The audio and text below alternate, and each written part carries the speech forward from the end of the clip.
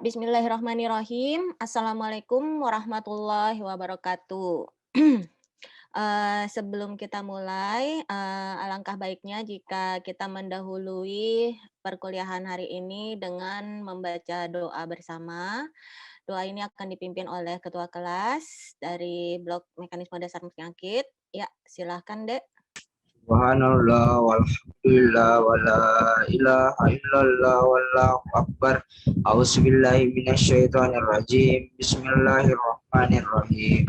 Alhamdulillahi rabbil alamin. Allahumma sayyidina Muhammad wa ala ali sayyidina Muhammad. Rabbi shrah li sadri wa yassir li amri wahlul 'uqdatam min lisani yafqahu qawli. Subhanaka rabbika rabbil izzati amma yasifun. Wassalamun alal mursalin walhamdulillahi rabbil alamin. Ya, amin amin ya rabbal alamin. Perkenalkan, nama saya Andi Visi Kartika, spesialis patologi anatomi, kurang lebih sekitar 7 tahun yang lalu selesai.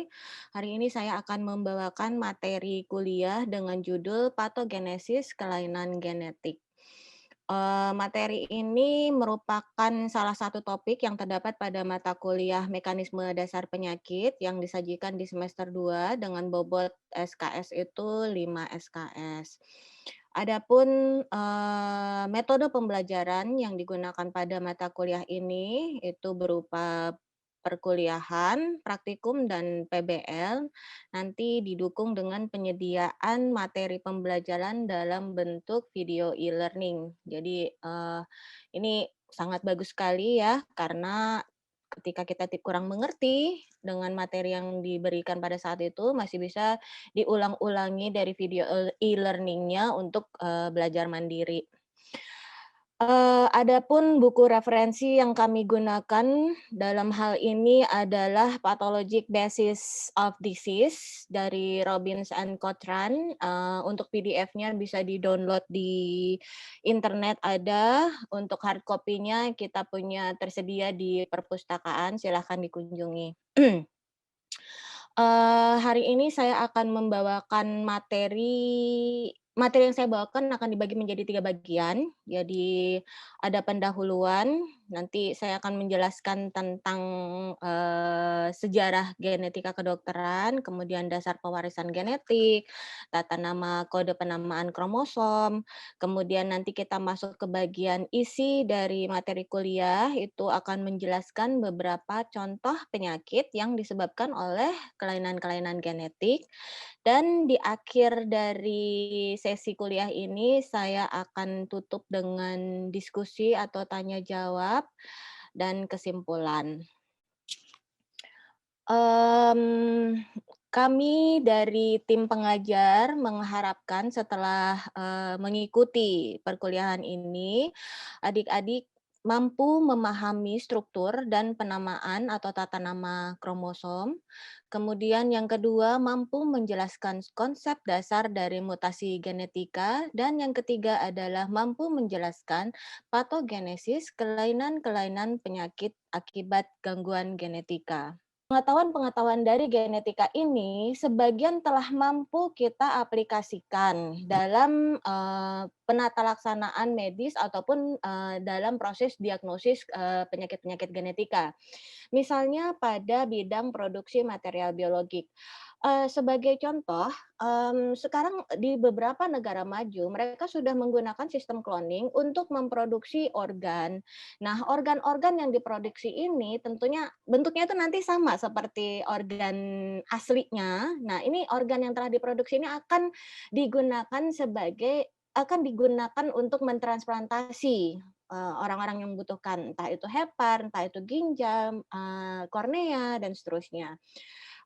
Yang kedua, kita juga sudah mulai mengaplikasikan ilmu ini pada tahapan diagnostik penyakit. Mungkin di Indonesia belum diterapkan, tapi kalau di negara-negara lain itu mereka akan mendeteksi ada tidaknya gangguan genetika pada bayi yang belum dilahirkan, misalnya masih pada trimester 1 atau trimester 2. trimester 1. Nah, di sini mereka akan melakukan koriosintesis, mengambil cairan amnion dan memeriksakan adanya kelainan genetika pada bayi yang dikandung.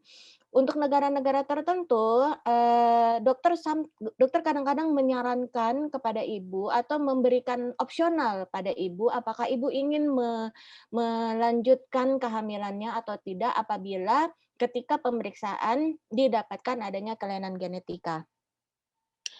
Kemudian yang berikutnya, ilmu ini juga kita telah terapkan untuk melihat adanya polimorfisme genetik, terapi gen, pengembangan vaksin, dan yang paling baru adalah Human Genome Project. Jadi pemetaan kode genetik pada manusia. Cuman yang ini masih dalam tahap pengembangan, jadi belum selesai. Karyotipe. Jadi karyotipe normal atau, kode genetik normal setiap individu itu terdiri dari 23 pasang kromosom atau 46 kromosom yang terdiri dari 22 pasang autosom dan 1 pasang kromosom seks. Nah, kromosom ini merupakan untayan DNA yang membawa informasi genetik. Jadi kromosom ini disusun oleh yang namanya kromatid. Kromatid itu nih lengan daripada kromosom. Setiap lengan ini akan dihubungkan sama yang namanya sentromer. Masing-masing lengan ini disusun oleh yang namanya untayan double helix DNA.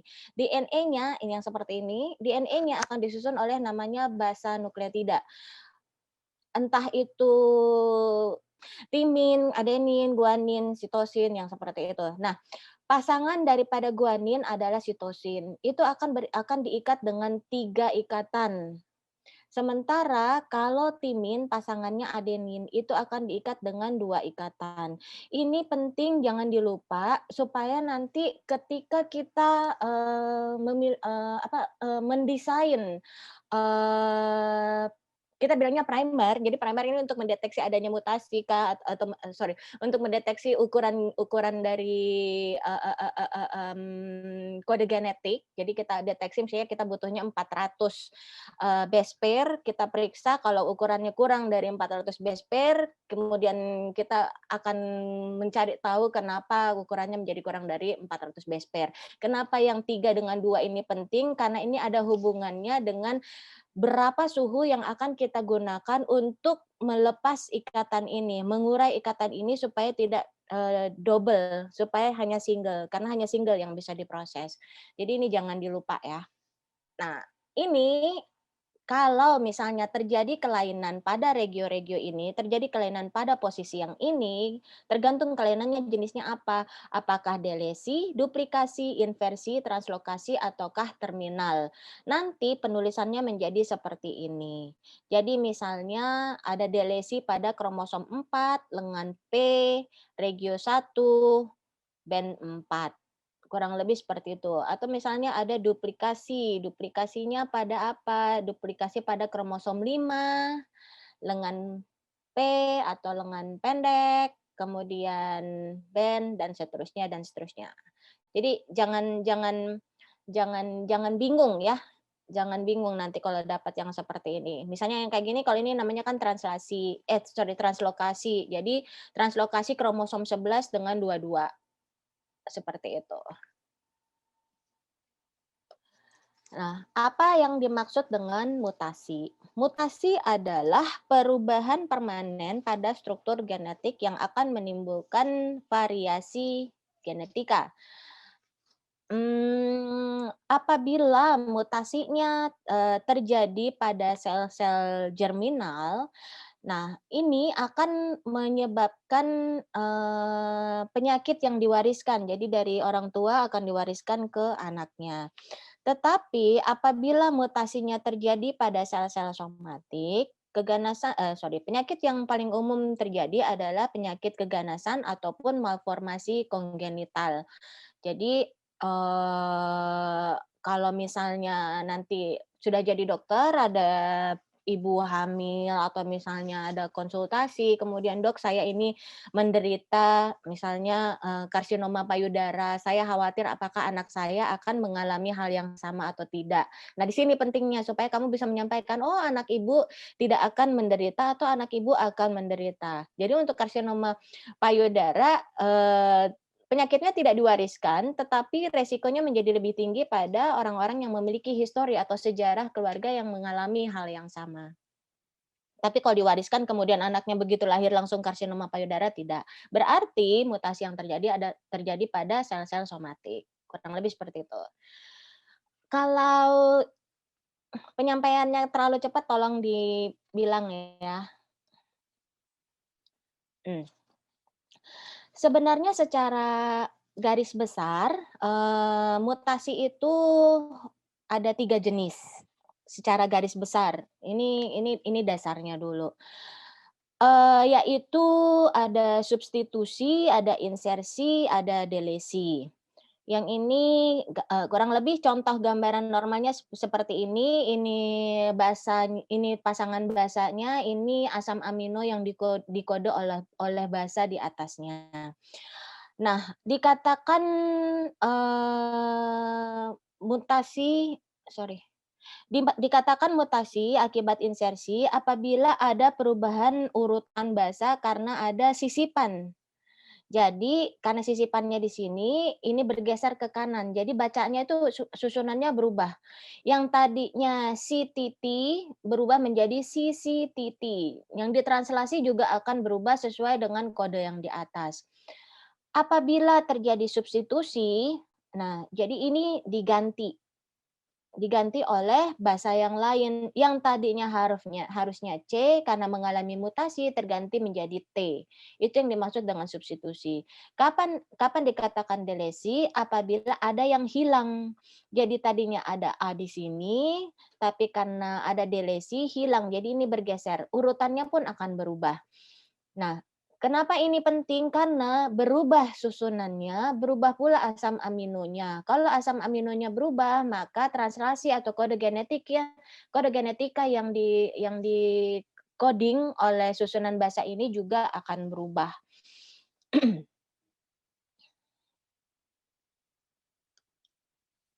Nah, sekarang kita masuk yang mana sih point of mutation?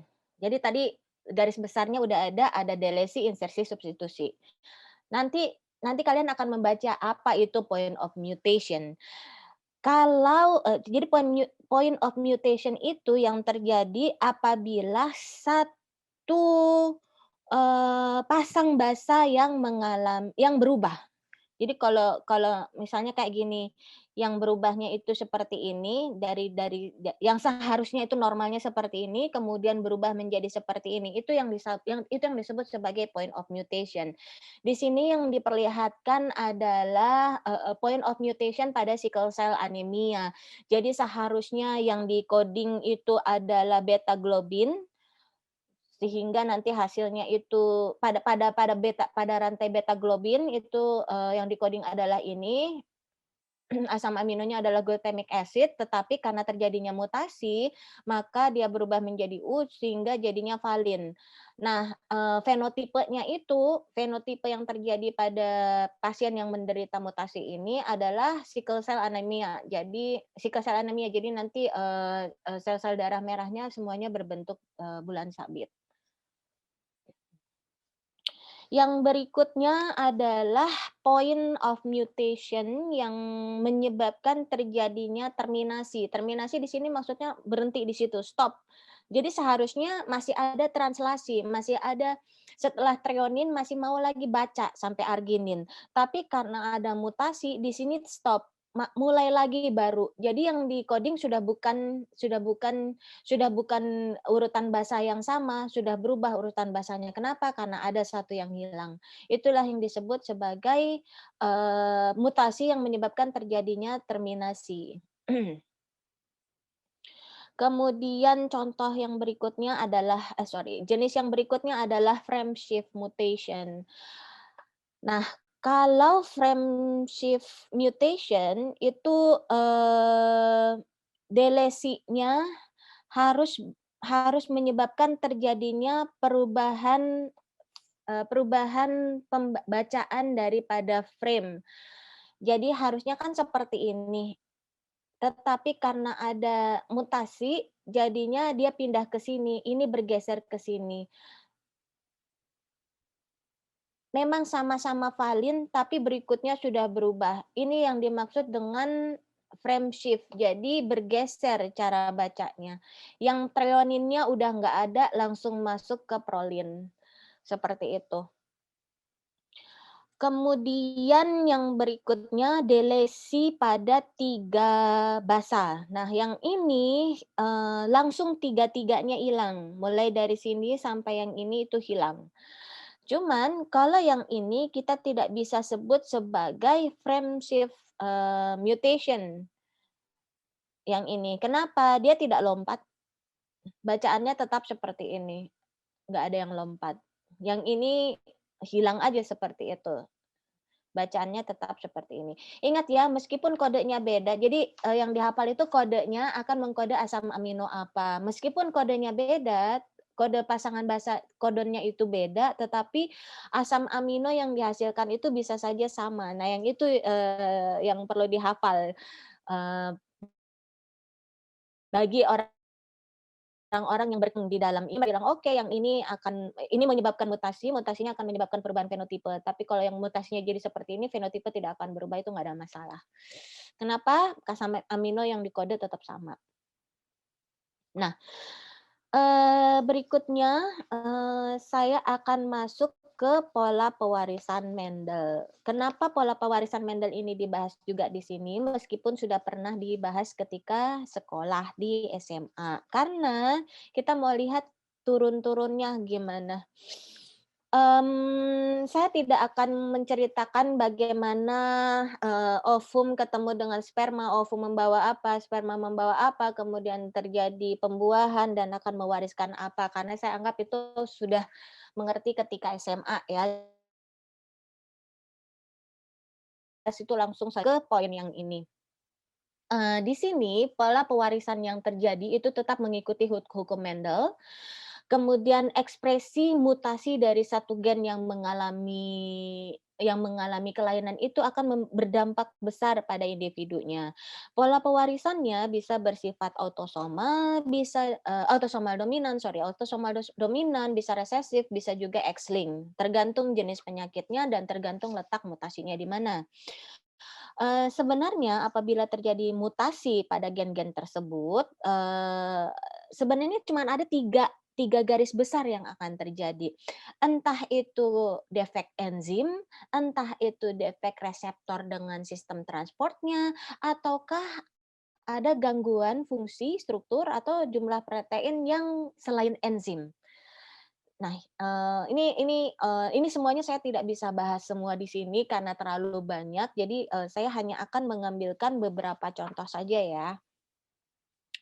Jadi misalnya pada defek enzim, jadi ini gambarnya akan memberikan gambaran apa sih yang akan terjadi? Apakah kemungkinan yang akan terjadi jika ada gangguan enzim? Kalau yang terjadi di sini gangguannya ada di enzim yang pertama, maka kemungkinannya yang terakumulasi adalah substrat. Kenapa? Substrat ini tidak bisa dirubah menjadi produk intermediate 1, juga tidak ada yang intermediate 2, sehingga produknya juga akan berkurang. Itu kemungkinan yang pertama. Atau kemungkinan yang pertama juga misalnya gangguannya ada di enzim 2. Substrat bisa dibentuk menjadi intermediate 2 tapi tidak bisa dibentuk menjadi bisa dibentuk menjadi intermediate 1 tapi tidak bisa dibentuk menjadi intermediate 2. Jadi tidak ada M1, tidak ada metabolik 1, tidak ada metabolik 2. Produknya juga akan turun. Yang terakumulasi apa? Substrat dengan produk intermediate 1. Nah, apabila yang terjadi adalah tidak ada yang ngerem, tidak ada yang menetralisir, ini terus saja terbentuk, semuanya ini, maka yang terakumulasi adalah produk akhir. Ini juga, bisa merupakan salah satu kemungkinan dari gangguan pada enzim. Dan yang ketiga adalah, produk produk aktif dari kesemuanya ini akan tetap ada dan akan merusak jaringan sekitarnya, tidak ada remnya sama sekali. Jadi yang pertama tadi ininya yang terakumulasi sampai substrat, yang kedua produknya yang terakumulasi, yang ketiga ini terakumulasi tidak ada remnya. Jadi mereka tetap terproduksi. Kenapa? Enzim-enzim ini sifatnya itu ada feedback positif, ada feedback negatif. Jadi ada yang fungsinya untuk mengaktifasi dan ada yang fungsinya untuk memecah. Kalau tidak ada yang pecah, bentuknya akan aktif terus. Kalau kalau ada yang pecah, aman. Kurang lebih seperti itu. Contoh yang lain adalah, sindrom Marfan. Jadi ini, ya cukup umum ditemukan. Sindrom Marfan ini merupakan contoh penyakit akibat defek pada struktur protein. Penyakitnya itu merupakan penyakit pada jaringan ikat, jadi nanti yang akan kita temukan adalah kelainan pada tulang, kelainan pada mata, dan kelainan pada kardiovaskuler. Mutasi yang terjadi pada penyakit ini adalah mutasi pada kromosom 15 lengan panjang, regio 2, band 1, subband 1. Di sini, kromosom ini adalah, kromosom 15 ini adalah kromosom yang memproduksi fibrilin. Jadi dia, akan mensekresi glikoprotein. Jadi fibroblast itu akan mensekresi glikoprotein dan akan menyebabkan dan akan membentuk, deposisi elastin pada, tubuh. Apabila terjadi mutasi maka gambaran klinisnya menjadi seperti ini. Jadi tidak ada elastin. Yang berikutnya adalah, pewarisan jadi kelainan genetik akibat pewarisan multifaktorial. Di sini dikatakan multifaktorial karena kombinasi dari beberapa kombinasi lingkungan dan 2 atau lebih gen yang mengalami mutasi. Fenotipenya bisa saja normal. Kenapa? Lihat aja tuh contoh penyakitnya. Misal DM, hipertensi, penyakit jantung koroner. Nah, oleh karena itu diagnosisnya menjadi sulit. Nah, penyakit-penyakit yang ini yang kelihatan orangnya normal tapi setelah diperiksa, oh ternyata diabetes, oh ternyata hipertensi, oh ternyata ada penyakit jantungnya. Fenotipe luarnya nggak kelihatan. Kenapa? Umumnya penyakit metabolik. Jadi kalau tidak disertai dengan kombinasi lingkungan, biasanya tidak terekspresi. Tapi kalau misalnya disertai dengan yang lain, barulah dia akan memperberat atau akan meningkatkan resiko menjadi terekspresi. Maksudnya terekspresi di sini bermanifestasi penyakitnya.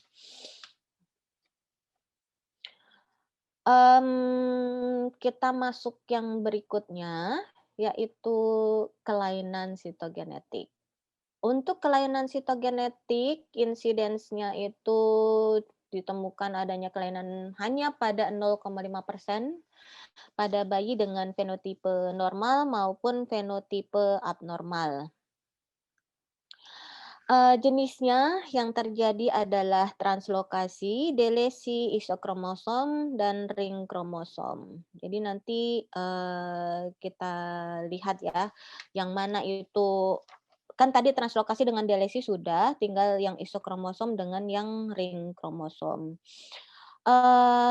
Untuk penyebab dari yang non-disjunction dengan lac anafase, aku jelasin sedikit ya.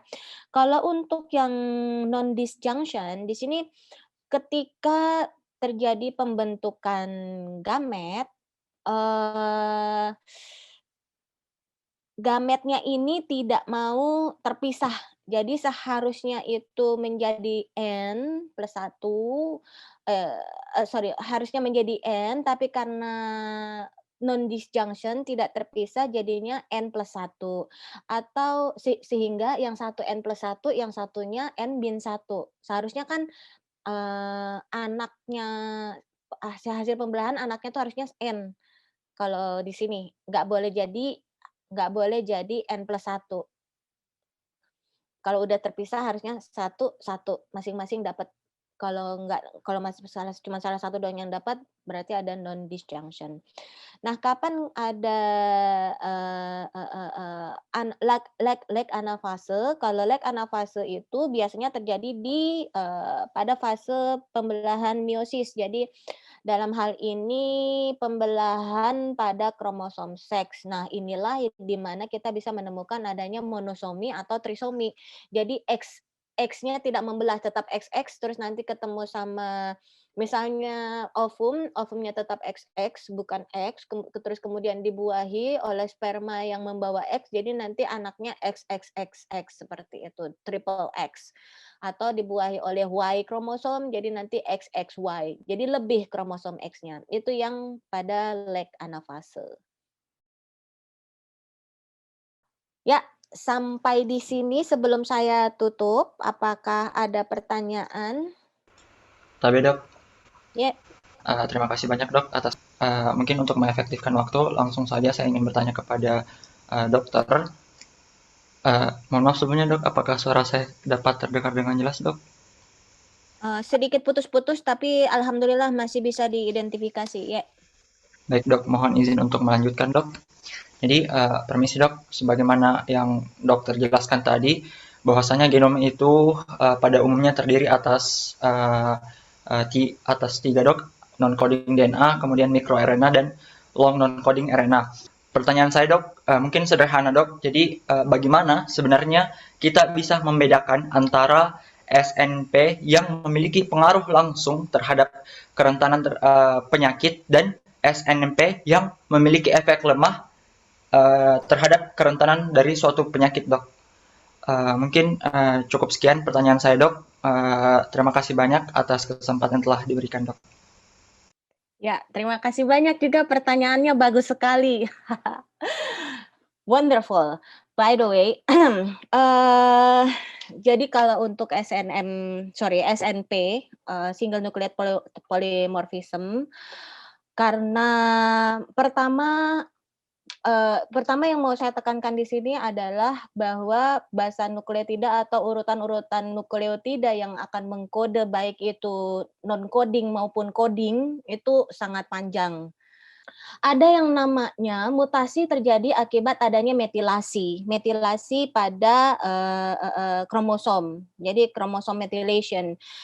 Yang terjadi di sini adalah di regio tersebut akan terjadi penambahan gugus metil pada rantai karbonnya, akan ada gugus metilnya.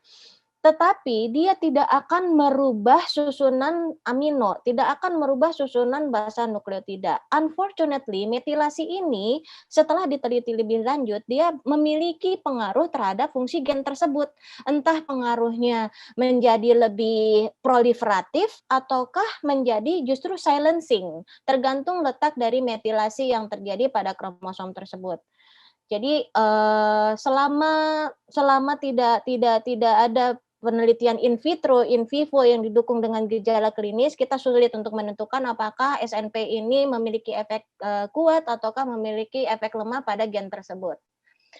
Apakah penjelasan ini sudah mewakili dengan pertanyaannya? Oke. Baik dok, mungkin sudah cukup clear dok jawabannya. Mungkin terima kasih Ya. banyak dok. Mungkin cukup sekian dari saya dok, lebih dan kurangnya mohon dimaafkan. Assalamualaikum warahmatullahi wabarakatuh. Waalaikumsalam warahmatullahi wabarakatuh. Saya sudahi dulu sampai di sini untuk kuliah hari ini. Semoga bermanfaat dan dapat dimanfaatkan ilmunya. Semoga lulus mata kuliahnya juga. Wassalamualaikum warahmatullahi wabarakatuh.